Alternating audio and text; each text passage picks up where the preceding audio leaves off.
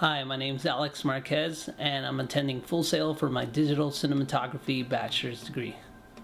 The industry professional that I chose was Alex Vo, who is a videographer, producer, editor, and owns Alex Vo Films. Well, for myself, since I do work with video and film, there's a lot of power that's involved with cinema and film. There's a lot of influence that you can have on whoever's watching your content. And because of that, I feel like there's a responsibility from that, to create good content, to inspire people and to hopefully lead people into just a better place, whether it's mentally or spiritually. And for me, since I just love cinema, I love video, making great content that's inspiring and uplifting, I think that's always going to be one of my main purposes of being in this industry.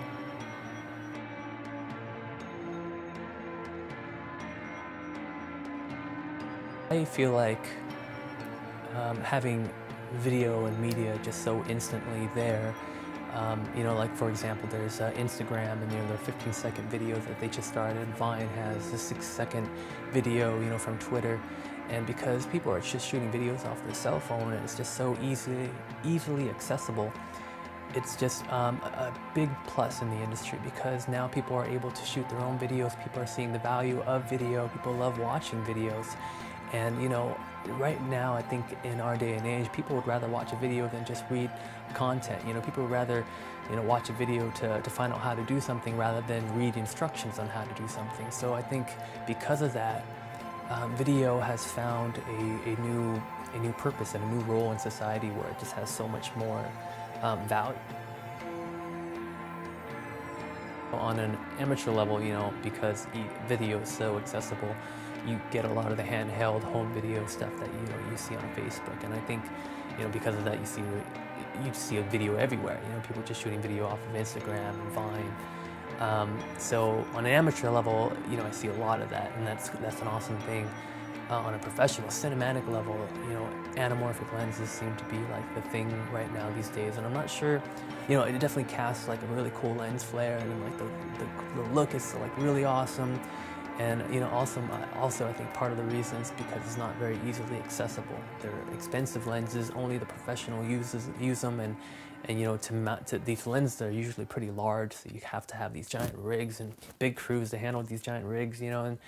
But I think that's my prediction on camera too. But eventually, they're going to be coming up with a style of lens that casts the same thing, but something that is easily accessible to like people like us. And I think that already happened with the DSLRs and that blurry background look that was so hard to get before, but now it's just like it's easy. For me, my favorite visual artist is Roger Deakins. He's a big-time cinematographer, works with the Coen brothers a lot. And his kind of philosophy in lighting and cinematography is just if they watch his movie and they watch his content and they don't notice his lighting at all, then he did his job. And like, I just love that humble approach to cinematography because his cinematography is beautiful. And it just, because it kind of stays consistently beautiful throughout the movie, you just kind of forget about it, you don't notice it. And I think, that's kind of the best approach with cinematography because it just focuses on the story, focuses on the characters and what's really important. For me, it was actually after school, after film school, is when I kind of realized my influences in art. And when I say art, it's like the painting and like the old classical art. Because Amber, my girlfriend, she's like really into art and into painting, and I've been learning a lot from her. And she'll just kind of look at one painting and she'll tell me this is what the painter was trying to portray. It was a story of this woman and these guys that were like spying on her, and like there's this whole elaborate story with just this one image. And then I was just thinking like that's pretty awesome if they can tell an entire story with just one picture. With video, we're shooting 24 pictures every second, so like it's almost like for me, I think it influences my own art, you know, by trying to portray that same kind of element in video and film. You know, it's just like if I can compose the shot right and have the people just like right and have the lighting perfectly to kind of tell that story within one image and then have it move, you know, then that's when I feel like I'm really kind of telling the story my way, influenced by classical art.